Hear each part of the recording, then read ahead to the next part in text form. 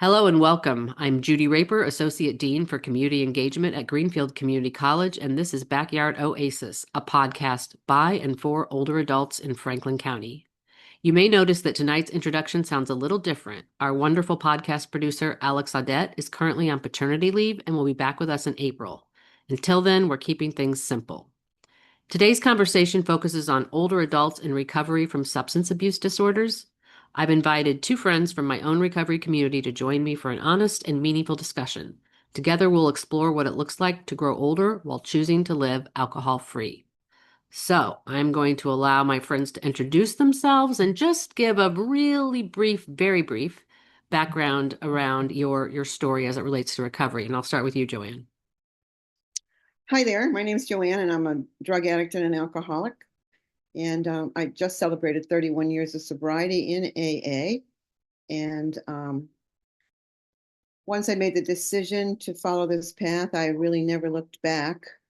It took a long while. I didn't get sober until I was in my 40s, but my life has changed over time. And in the last few years has changed a great deal in terms of really being tuned into all the extraneous things I've received from sobriety besides just not drinking.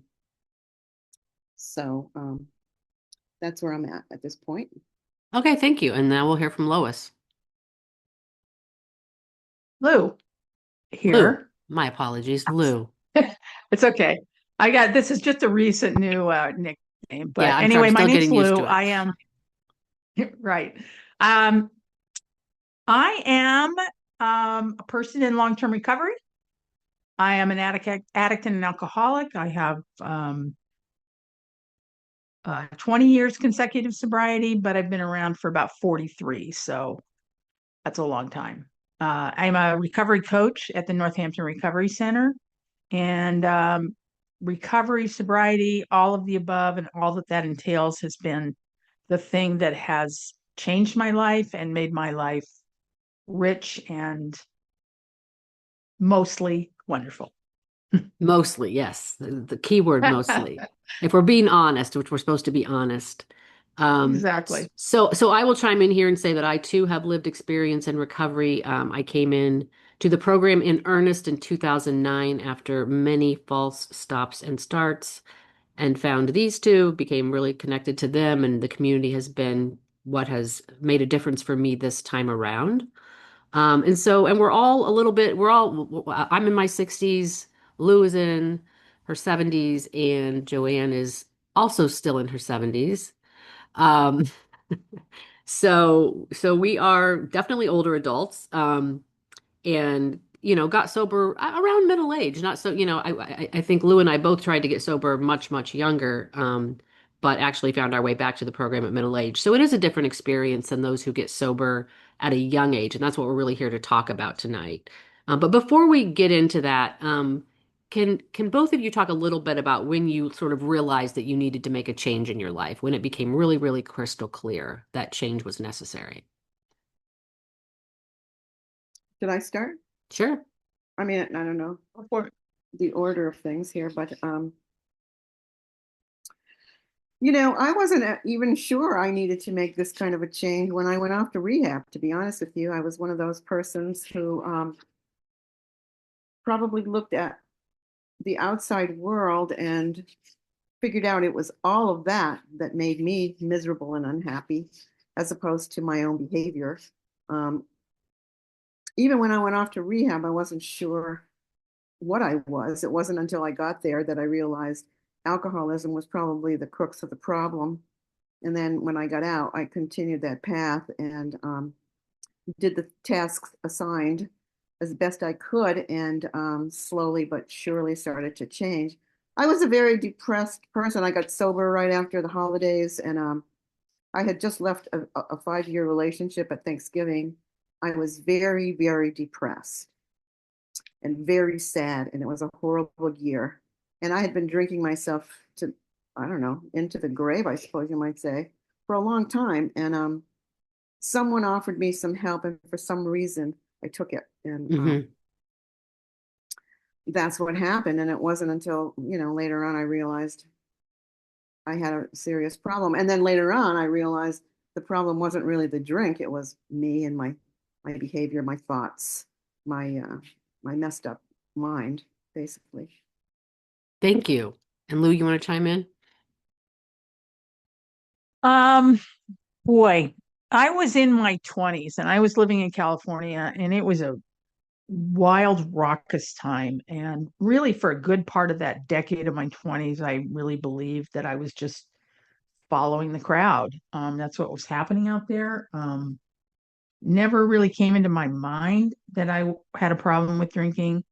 But at some point, a lot of my friends kind of moved on from their heavy drinking and started getting jobs and careers, and I seemed to be continuing to drink, and not only that, continuing to drink in bars and places that were um, kind of lower and lower on the scale of whatever, just not the best people. And I think a series of events happened, and I had a friend of mine get sober, and I had somebody pick me up hitchhiking, and she was sober, and I just groaned and tried to stay away from it. And then one day, honestly, I just was so dark and so depressed, like Joanne was talking about. I really felt like I didn't have anything to live for, and I didn't want to live, and I didn't want to die. And it was the most horrible experience of my life. And I just decided to try this thing out. For me, it was Alcoholics Anonymous, and the community there is actually what saved me. Kind of took me in their arms and loved me, and the rest is history. And I think one thing I want to put out there for our listening audience is that while the three of us actually chose very similar paths to recovery using the same program, we're not here to advocate for any particular program at all. We believe there are, other ways to get sober. But we just happened, that's how we connected, and that's why we're here tonight talking to you about this. I'd like to sort of transition into the experience of being an older person in recovery. And I realize, that none of us actually got sober when we were much older, but now we are getting older. And I'm curious about the way aging has changed the way you see yourself as a person in recovery. And why don't we reverse order this time? And Lou, you can go first. Wow, good question, Judy.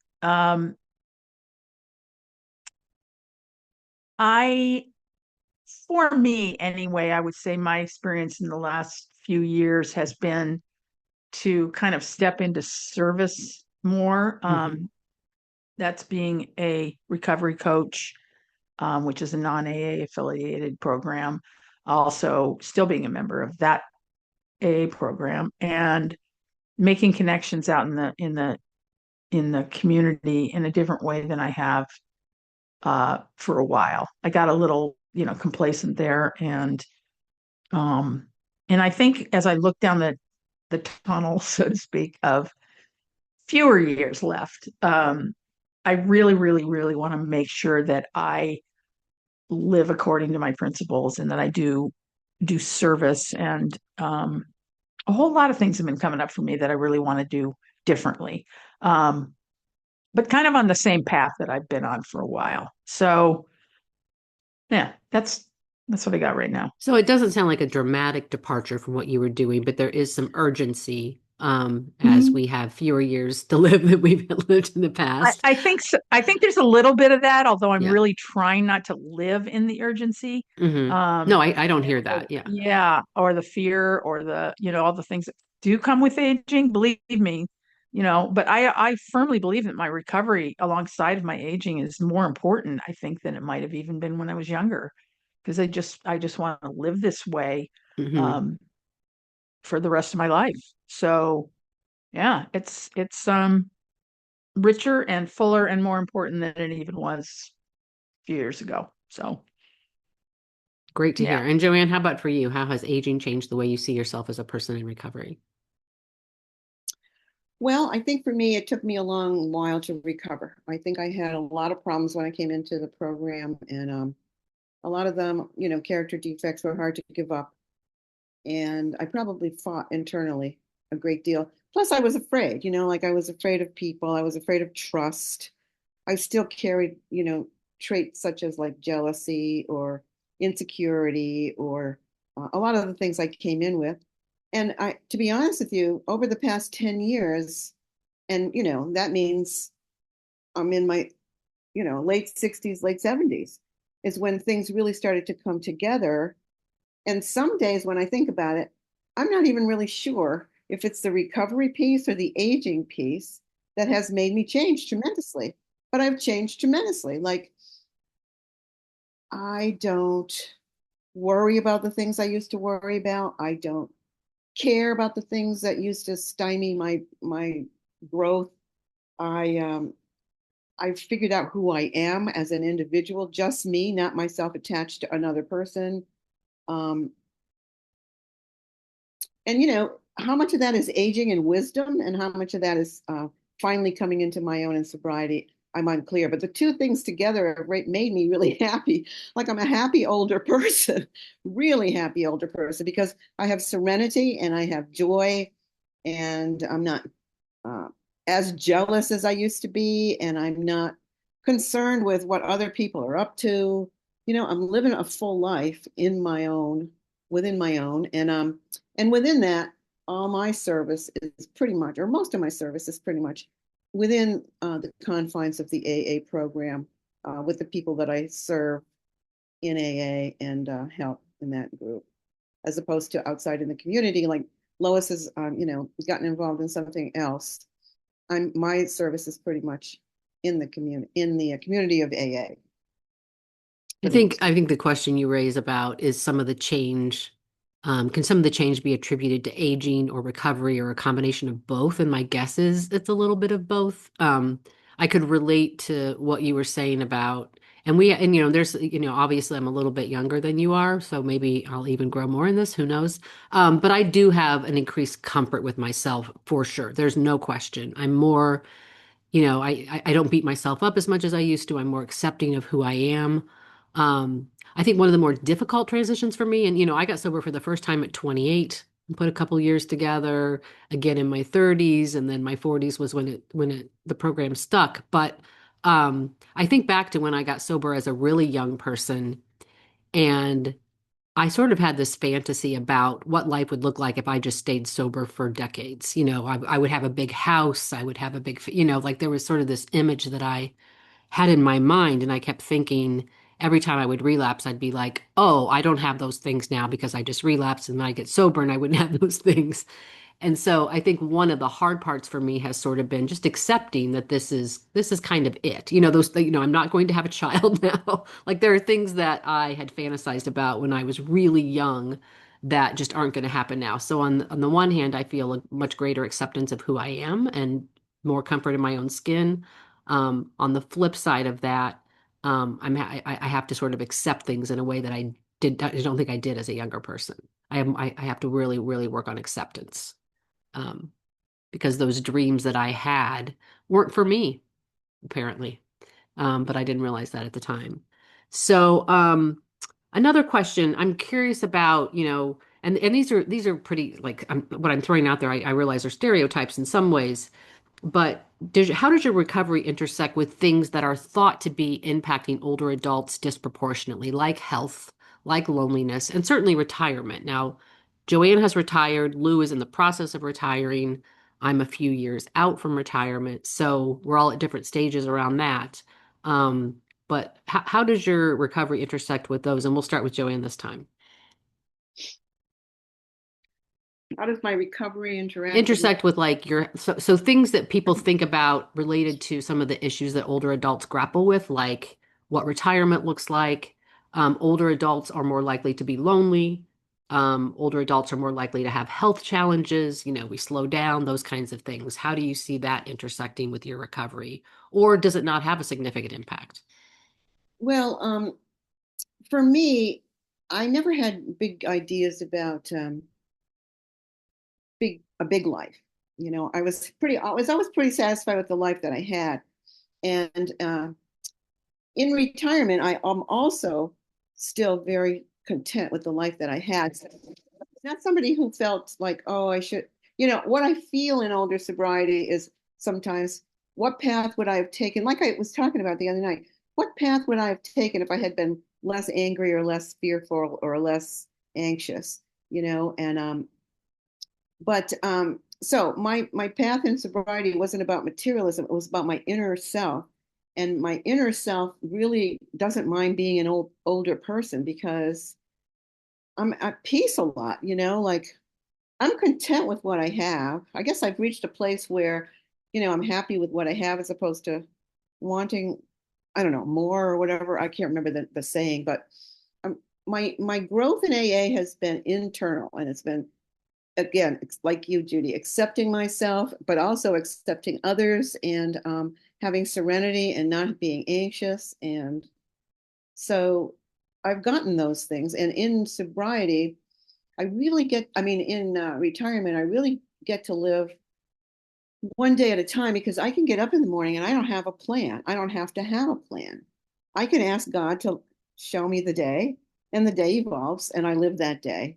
And that may seem boring to some people, but I really like that kind of life.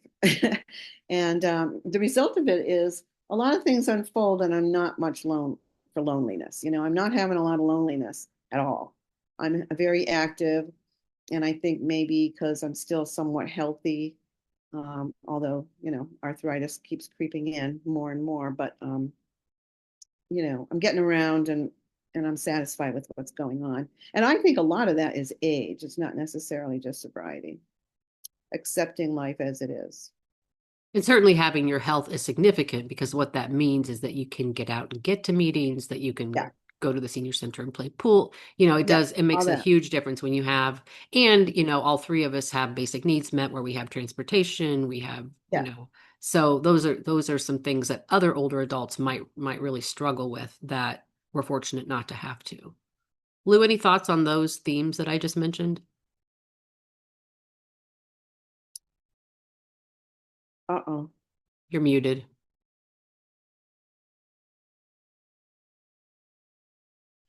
It was great to hear both of you talk. And Joanne, I really, you're someone who's always inspired me as a few years ahead of me and what you've been able to create in your life. And I think I agree with all of that. And I'm in a place where my dream about being in a marriage and settle down and having some land and some dogs, and, it all kind of blew up a few years ago. And so I'm at this like precipice of, no, that's not a good word, is it?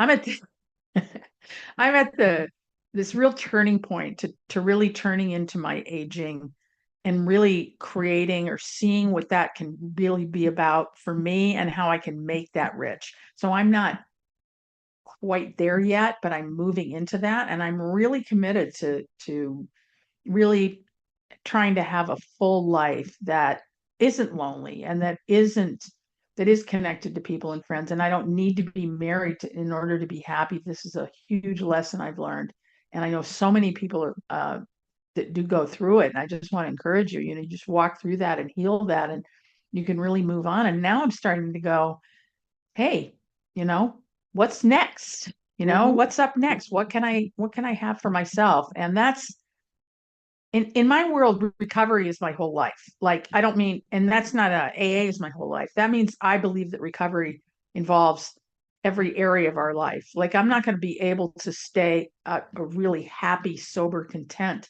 person without really developing all that stuff that, like Joanne was talking about and others have talked about. Um, yeah. So that's what I got. Good stuff. I was thinking this morning I had to do a presentation in front of a couple of, it's just it wasn't that many students, but my job is no longer student facing. And so I don't get as much time with students as I used to, because my job's community facing, and I really, really miss my time with students so much. And I was presenting to them today and just realizing how comfortable I am. Like, just no nerves, no pretense, fully authentically myself. And I just have those moments now where all of a sudden I'm conscious of how authentic I'm being. And it's and I'm not saying I'm authentic every minute of the day. And certainly, in the workplace, I have to play different roles where if I'm angry, I don't get to show it necessarily or whatever. But I really, really am so grateful for that. And that's one thing that I do think is a combination of both recovery and aging, without question.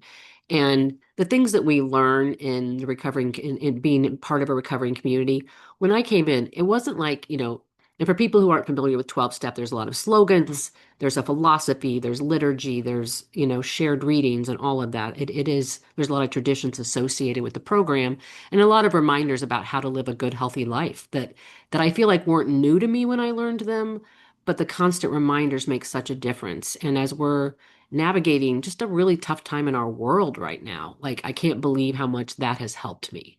Um, and I appreciate, and we've all talked about this, I really appreciate being older right now. I'm glad I did not have to figure out how to put myself on a different path when social media was a part of our culture. I'm really glad I didn't have to do that. I'm really glad social media wasn't a part of our culture when I was using alcohol. Like, I would have, God knows what I would have posted and what would have become part of the permanent record, Thank goodness I don't have to find that out.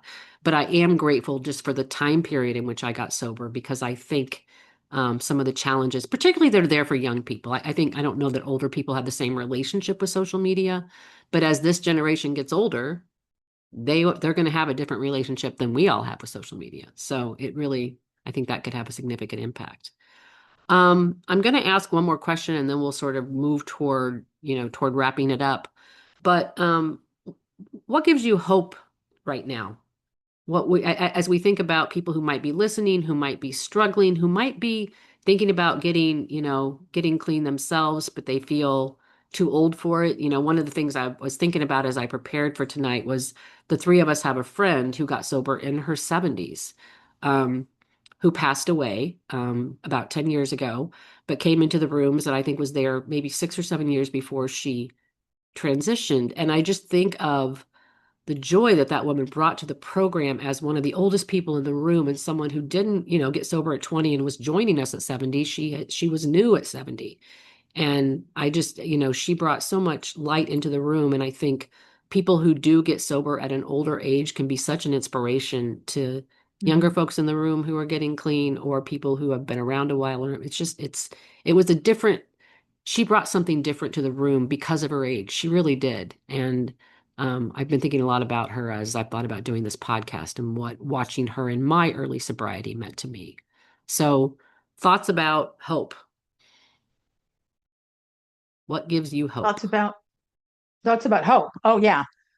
Wow. I think the whole idea of I mean I did get sober younger, but I also knew this person that came in and have seen other people come in also later in life and been able to have maybe a shorter period of time, but actually have a really rich life in those last years where they found a community and they found sobriety. And I think with so many people dying of alcoholism alone and lonely that it's inspiring that to see people to see that and that to know I want people to know actually that you're welcome at any age to come in and join out the various recovery communities that we have.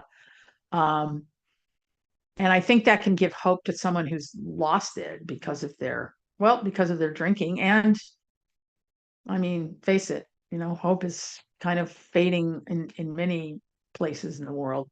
So the place where I work is with um, alcoholics and addicts and substance abuse, and trying to instill in hope in any age. Actually, we have a 65-year-old at the Northampton Recovery Center. That's one of the most inspiring stories there is. And I feel like this is down and out, man. I can't tell you, like really down and out. And coming back and building his life is just the most amazing thing. And watching the hope kind of come into his eyes is such a gift to watch. And so, it's possible. And I really think that even in the midst of the world happening, that people are looking for places to find hope. And they can find hope in communities, in recovery communities, if that's appropriate, or other communities. That's for me, that's where mine is. Being alone is not where I find my healing and richness. And I think if I were alone and not in a community, I would be completely hopeless at this point. So yeah, I just encourage anybody to any age to find a community. And if you're struggling with drugs and alcohol, then all the more so. Absolutely. Joanne, anything to add? Yeah, I think being an older person and being sad and lonely and disconnected would be the most horrible thing in the world because I was that as a younger person. And it was a drag. It was hard. And it was constant work to try and figure out why I was like that. And I am so grateful that I can be clear headed every day and make every day a new day and realize that I don't have to be sad. I'm never lonely. Um, I'm not disconnected. I mean, maybe sometimes, I may look out and think, oh, geez, I wish I was doing that or I wish I was doing that. But for the most part, I have a really rich life. It's a small life, but it's a really great one. And I wouldn't be living like this if I were still using anything. I mean, it would be, oh, 31 more years of where I was on that day when I quit. I'm not sure I'd be here today. And it was all internal struggles. It was all inside. The outside looked good, but I was a mess. And I just think that would be a sad, sad place to be as an elder. Yeah, and so, what I was thinking about as both of you were talking, and anybody who works with me knows that I'm always talking about how I believe everything good comes from relationship. And, I have friends at work and outside of work who are going through hard stuff, whether it be raising kids that are having challenges or being in the sandwich generation, having aging parents while you're raising kids or going through divorces or whatever. And I always think to myself when they're sharing those issues, I wish they had a place to go like I have to go. I wish that every challenge that we face in society had a support group associated with it, or a community associated with it. And we're blessed to be able to not even have to go out and create that, but it already exists for us. And so if you are thinking about getting sober, obviously there are 12-step meetings all around Franklin County, Hampshire County, Hampden County. I also want to point out, since this is a Franklin County based podcast, that the Recover Project on Federal Street is open every day. It's a drop-in center. You can drop in, meet other people in recovery, get information about resources in the community.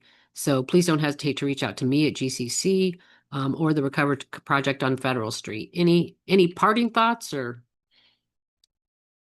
before we Well, if sign you're off? down the, Northampton way, we've got the Northampton Recovery Center too. Although I do realize, yeah, this is for Yes, they Franklin are. They County, are but organizations that serve essentially the same purpose. So wherever you're located, and if you're unable to leave your home, for some people that's a reality that they either don't have transportation or because of health issues can't leave their home. Please know that meetings on Zoom do exist. So there are ways to connect if you have technology. You're listening to this podcast, so you probably have some technology.